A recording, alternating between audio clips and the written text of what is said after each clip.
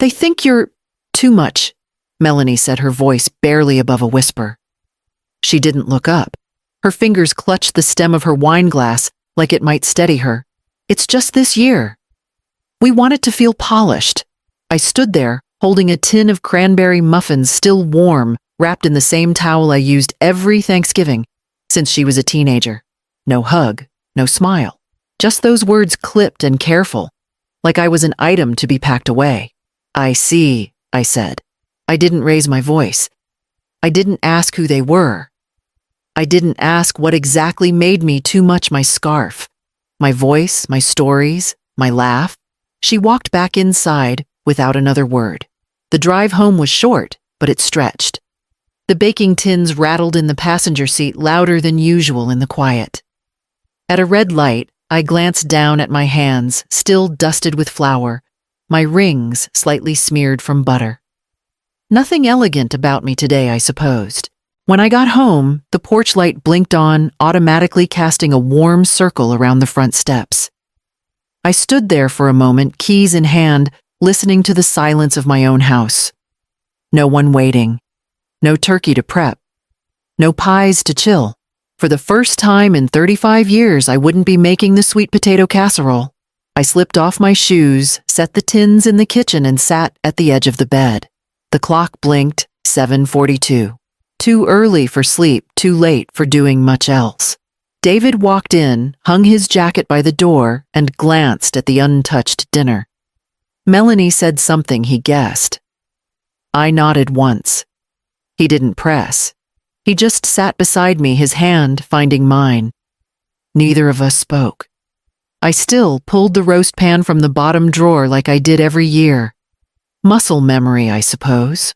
I laid out the linen napkins, checked the fridge for cream, stood at the pantry door looking for cinnamon.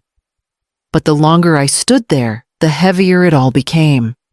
No guests, no pies, no reason. I put everything back. The house was still and undecorated. No smell of cloves or nutmeg, no playlists humming from the speaker in the hallway. Even the good china stayed on its shelf undisturbed. I sat at the kitchen table and traced the grain of the wood with my fingertip, thinking of the years I spent gathering people under this roof. Melanie used to sit right here with glitter in her hair, helping me fold napkins into swans. Now, she said, I made her look unsophisticated. The word landed sharper than I expected. David came in around 6. He set his briefcase down, took one look at the bare counters, and raised an eyebrow. What happened to prep day? I didn't answer right away. I watched the steam curl up from his coffee mug before saying, She uninvited me. He stood still. She said, I made her look unsophisticated, I added, almost casually. A muscle in his jaw twitched. Just once. He didn't say anything else that night. But he poured 2 glasses of wine and sat beside me without turning on the TV. Later, as I folded away the spare table leaf and tucked the candles back into their box, I felt his eyes on me. I looked up. He gave a quiet nod. I think I'm still making the cranberry sauce, I said. Good, he replied. You make it better than anyone. I used to joke that Melanie's dinner parties were more like auditions. Not just for her, but for everyone else too. The way she set the table like a showroom, the way she rehearsed introductions in the mirror. I was expected to wear soft tones, muted beige, something navy or olive, nothing distracting. No bright scarves, no old stories, no baking jokes. Let them speak first, she once whispered in my ear before a brunch, as if my presence alone might ruin the room. And I went along with it. I smiled when spoken to, held my laugh back to a polite volume, even swapped out my earrings because she said they clashed with her centerpieces. I told myself it was what mothers did, stepped aside so their daughters could shine. Then there was the boutique, her pride and joy, what she built from the ground up, as she liked to say. But the truth is, the foundation was poured with pieces of my retirement savings. I never asked for paperwork, never treated it like a loan. She needed it, and I wanted her to have something of her own. At the time, it felt like love. Now it just feels heavy. She once called me her anchor. I think she meant it kindly. But lately, I wonder if she really meant I weighed her down. David asked me about it once when we got the letter from the bank showing the transfer. "Are you sure?" he said. I nodded. "She'll pay it forward." But she never did. I never asked for my name on the door. Never wanted credit. But I thought maybe there'd be a little room for me near the window display. A thank you card. A small sign my mother believed in me. Instead, I stood outside that boutique 2 weeks ago and saw her with her in-laws. She laughed at a joke and smoothed her dress, and I realized she doesn't talk about me in there. Thanksgiving morning began like it always did, coffee butter softening on the counter. The quiet hum of a day that used to mean something. I didn't set the table, didn't open the cranberry jar. I just stood by the window wondering if Melanie would even think of calling. David came down the stairs dressed in slacks and a pressed shirt. He wore his blazer, the one with the stitched button I mended last year. He looked at me like a man with a place to be. "Where are you going?" I asked, already knowing. He didn't hesitate. "To dinner." I opened my mouth, but he cut me off gently. "But not without you." "She doesn't want me there. Then I won't eat at that table either." He kissed my forehead, grabbed the car keys, and was gone. Before I could say another word, I watched him pull out of the driveway, slow and steady, like he wasn't carrying the weight of years behind his ribs. I stayed in the kitchen. The silence grew thick, pressing against the walls. I imagined the dining room at Melanie's crystal glasses, matching napkins, her in-laws seated like royalty. David knocked once. When the door opened, it wasn't Melanie who greeted him. It was her mother-in-law. Elegant, poised, all soft smiles and judgment. "My wife isn't welcome?" David asked plainly. She blinked. "I believe Melanie thought it might be simpler." David raised a hand. "If my wife isn't welcome, I'm not part of this." Melanie appeared behind her, startled. "Dad, please don't make this dramatic." But he was calm. "You made it dramatic when you decided your mother was too much for your table." Then he turned and walked back to the car, leaving a stunned silence behind him. He didn't look back. He didn't wait for them to understand. And when he came home, he placed his blazer over the chair, unbuttoned his sleeves, and said, "Let's eat something." She showed up the next day, no warning, just 3 sharp knocks on the door. I opened it to see Melanie standing there, arms crossed, cheeks flushed. Not from the cold, her pride had taken a hit. "Dad embarrassed me," she said, before I could even say hello. I stepped aside. She didn't come in. I looked at her carefully. "You humiliated yourself." Her mouth twitched, like she wanted to argue but didn't know where to start. "You two made a scene." "No," I said. "We left one." She stared past me, eyes landing on the mantel where the family pictures still sat. Her wedding photo? Her graduation? The first time she dyed her hair auburn and beamed like she'd invented the color. Then it came what she'd really come for. "I need help with the boutique. We're planning a holiday event, sponsors, lighting, catering. Everyone's expecting something polished. I just need some float money, decorations, temporary staff. I'll pay you back, like always." She said it so smoothly, as if asking for a cup of sugar.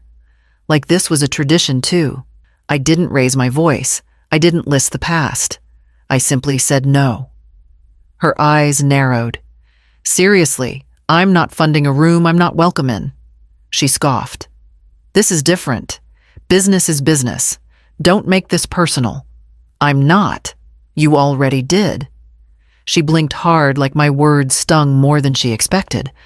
I saw the shift in her, then not a collapse, not regret, but confusion. Like a door that had always been open was suddenly closed, and she hadn't noticed it was hers to knock on. "I'll figure it out," she muttered. I didn't move. I let her leave without chasing after her. The house felt still again when the door clicked shut. But this time it wasn't lonely. It was clean. Like the air after a storm. David was on the porch, already watching the street. "She's not used to being told no," he said. I hadn't opened that drawer in almost a year. It was in the corner of my home office, tucked beneath the shelves of cookbooks and warranty manuals, the kind of place no one ever looked. I slid it open slowly, half hoping the contents had disappeared on their own. But the folder was still there. It was labeled in my handwriting, neat, clear, almost too polite for what it held support. Inside, the pages were ordered chronologically. Bank transfers, wire receipts, boutique inventory lists. The first invoice from the interior designer Melanie insisted would elevate the brand. Then the contractor's bill for the skylight she hadn't budgeted for. A copy of the check I wrote when her HVAC failed 2 winters ago. I had always kept these things for my own peace of mind. Never to use against her, never to tally. But now the numbers no longer felt like comfort. They felt like a record of how often I'd been convenient. I sat at the desk and added a note to the top page in blue ink, steady hand. No new disbursements without written terms. I underlined it once, not twice. Just enough. I slid the folder back into place and locked the drawer. The click of the lock felt louder than I expected. David knocked gently on the doorframe. "You all right?" he asked. "I'm done guessing where I stand," I said. He didn't ask what I meant. He didn't need to. Some people draw lines in sand. I think mothers draw them in pencil, hoping they'll never need to ink them in. I used to believe that love meant never needing to set conditions, that being generous meant saying yes more than no. But generosity without boundaries isn't kindness, it's currency. And I had spent enough. David sat across from me with 2 mugs of tea. He passed one to me without a word, just a quiet nod of knowing. We sat there in the soft hum of the house. The drawer locked, the folder filed, and the tea warm between our palms. The house filled slowly. No grand entrances, no dramatic reveals. Just familiar coats hung on hooks, casserole dishes exchanged at the doorway, and the shuffle of chairs finding their places. David lit the candles. I laid out the napkins I'd folded into little fans, something I hadn't done in years, not since we used to host when Melanie was young, and the house still rang with piano lessons and sleepovers. Tonight, it wasn't about performance. It was about warmth. Tasha from the library brought her famous red rice. Mr. Gordon came with sweet potatoes wrapped in foil. The teens David tutors helped set the table, giggling as they tried to fold the napkins better than me. They didn't succeed, but I let them think they had. Melanie didn't call, not even a text. But I didn't check my phone. David put on a Coltrane record, letting the music carry us through the first course. I brought out the cornbread still warm in the dish, and a soft went around the table. One of the students leaned forward, pointing at the centerpiece. "This is beautiful," she said. "Did you buy it from that boutique on Main?" I smiled and shook my head.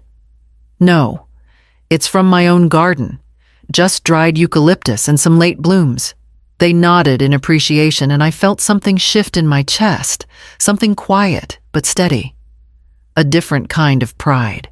Conversation flowed like good wine, easy, unforced. We passed dishes around refilled glasses, laughed over old stories. Nobody asked what I did for a living. Nobody corrected how I said pecan. Nobody needed me to tone anything down. The house for once felt full for the right reasons. As the night wound down, David leaned over and brushed a crumb from my cheek. "This feels like us," he said softly. I nodded, resting my hand on his. Later, after the last guest left and the dishes were stacked beside the sink, I stood by the window and looked out into the dark. The porch light glowed over the front step. No messages, no knock, and that was just fine. The call came just after 9. I almost didn't answer, but something about the number, familiar local, made me press the green button. Clarice. His voice was careful, almost hesitant. "It's Ben." I hadn't spoken to Melanie's husband since their last holiday party when I stood quietly in the corner while Melanie introduced me as just visiting. That had been months ago. "She's been crying," he said. "She didn't expect your silence to last." I didn't respond right away. I let the weight of his words settle in the space between us. "She thought maybe you'd cool off. That you'd, come around." "Maybe she thought I'd beg to come back," I said. He cleared his throat. "She misses you. And, well, the boutique's taxes are late. The house has a leak again, same pipe you helped fix last time." "Of course. I just thought you'd want to know," he added softer now. "It's not easy watching her fall apart." I thanked him and hung up. David was at the mailbox when I stepped outside. He handed me a cream envelope with no return address. Inside was a belated Thanksgiving card. No message, no name. Just hope your day was full of warmth. Warmth. The irony twisted slightly in my chest. It was full of warmth, but not because of who sent that card. I left it on the counter and walked back to the office. The drawer stayed closed. That night I made soup with what we had. No recipe, just instinct and memory. David grated cheese while I stirred the pot, and neither of us brought up the phone call. Sometimes silence says more than explanations. I cleaned the kitchen slowly, one dish at a time, my hands finding rhythm in the ordinary. I was pruning the last of the rose bushes when I heard the gate creak. Melanie stood at the edge of the path, arms wrapped tightly around herself, like she wasn't sure if she'd come to the right place. Her shoes weren't made for gardens, and the wind caught her coat as if trying to tug her back toward the car. I didn't move. "I didn't mean to hurt you," she said, her voice barely above the rustle of the leaves. I clipped a brown stem and dropped it in the bucket. "You didn't even notice you did." That seemed to shake her more than anything else I could have said. She stepped forward slowly and sat on the edge of the bench near the hydrangeas. We didn't talk for a long while. I trimmed. She watched. Finally, she asked, "Can I fix it?" I didn't answer. Not because I didn't know, but because I didn't think she wanted the truth. Later, when we'd gone inside and the kettle was on the stove, I walked into the office and unlocked the drawer. I took out a copy I'd made the day before, a lighter version of the original folder, just the essentials. I slid it across the table to her. She looked down, confused, at first. Then she understood. "It's a record," I said simply, "of everything. Not because I needed repayment, but because I needed to remember." Her hands trembled slightly as she turned the pages. "Next time you come," I said, "come as my daughter, not a client." She didn't speak. And I didn't ask for a promise. She left without saying much more. A polite goodbye, a glance toward the garden she used to help me water when she was little. I watched from the window as her car disappeared down the street. Then I sat with the silence, and for the first time in a long time, it didn't ache. The cold settled in the way it always did by December, low, quiet, and patient. The kind of cold that made you appreciate the small rituals, a thick scarf, a kettle humming the slow warmth of bread from the oven. I set the table for two. Just David and me. No centerpiece, no matching place cards. Just the dishes we liked, and the cloth napkins we'd used for decades. My scarf was too bright. My cheeks flushed from leaning over the roast, and I didn't care one bit. David raised his glass toward me without saying a word. I smiled back. We ate slowly, peacefully. The house didn't echo. It breathed. There were no announcements, no forced cheer, no talk of image or impression. Just a man and a woman who had done their best with what they had, with who they were, and who were still here. I no longer waited for a knock on the door. I no longer braced for the kind of praise that came laced with conditions. And I didn't perform not for a seat at the table, not for approval wrapped in politeness. When dinner was done, I poured tea.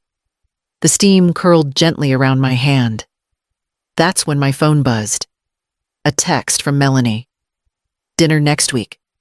Just you and me." I stared at the screen for a long time. There was no apology, No explanation, just an opening. I typed, "We'll see," and then I set the phone down without pressing send. The fire crackled in the next room. David brought the blanket from the couch and laid it across my shoulders as he passed. The house stayed quiet, but it wasn't lonely. Not anymore.